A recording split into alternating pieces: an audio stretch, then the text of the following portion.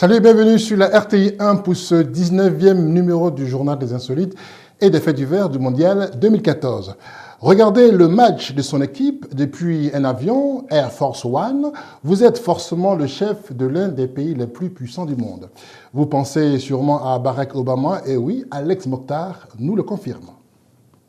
Tout le monde est unanime. Il y a bien un événement qui retient l'attention de tous en ce mois de juin, c'est bien la Coupe du Monde. La preuve, même le maître du monde ne déroge pas à la règle. Et oui, Barack Obama, comme tous les dirigeants de ce monde ayant une équipe en Coupe du Monde, est à fond derrière son équipe. En effet, lors de la rencontre Allemagne-États-Unis, comptant pour la qualification en 8e de finale, Barack Obama en déplacement a regardé la rencontre dans les airs à bord de l'Air Force One, comme l'atteste cette photo postée par le compte Twitter officiel de la FIFA, où l'on aperçoit le président US dans une posture très sérieuse devant son écran. Il n'y a pas à dire, Barack Obama est un fidèle supporter de l'équipe américaine et il ne reste plus qu'à espérer que le président américain n'ait pas une réunion de prévue lors du prochain match des États-Unis qui seront opposés cette fois-ci à la Belgique ce soir à 20h à l'Arena Fontanova.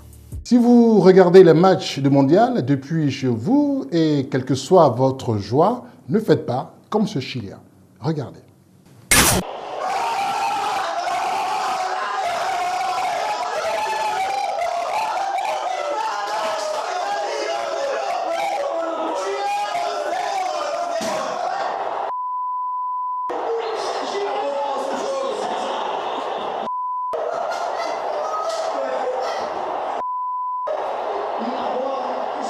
Les manifestants brésiliens contre le mondial ne baissent pas les bras malgré la violente répression de la police. Changement de tactique, les anti-mondiales descendent à nouveau dans la rue, la bouche bâillonnée. Noélie Richard.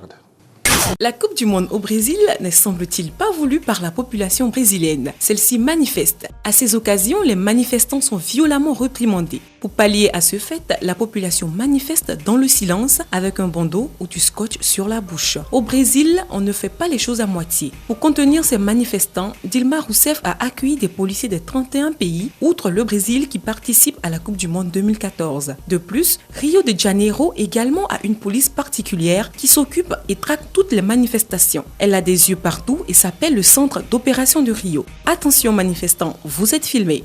Une supportrice belge très sérieuse dans son genre promet d'épouser n'importe quel supporter belge si la Belgique venait à être champion du monde. Yves Abel Apo a les contacts de cette femme et il vous la présente. La Coupe du monde de football déchaîne tant de passions. Tous les férus du ballon rond ne veulent pas être ignorés. Chacun se met en vedette. Quoi de plus normal, histoire de décrocher une perle rare. Vous avez dit perle rare.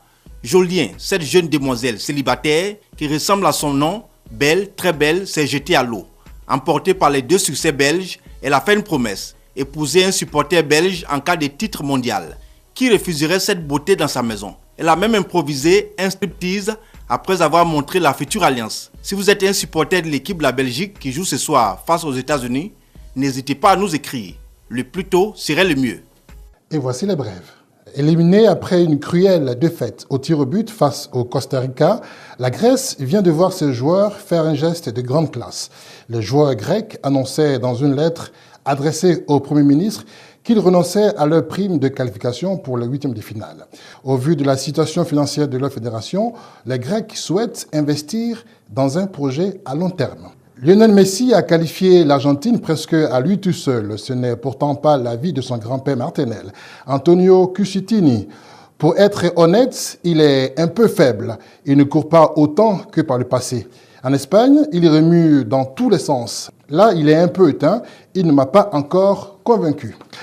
Quoi de mieux pour les supporters que de voir un match de Coupe du Monde? C'est en tout cas le moment choisi par un supporter mexicain pour demander sa petite amie en mariage qui, visiblement, ému par la demande, a accepté.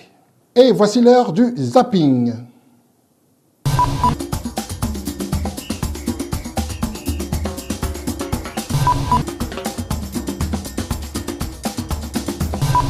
C'était le JT IFDM 2014 et comme on dit en Argentine, pour faire un tango comme pour faire un bébé, il faut être deux. Gardez le sourire et à vendredi pour le quart de finale.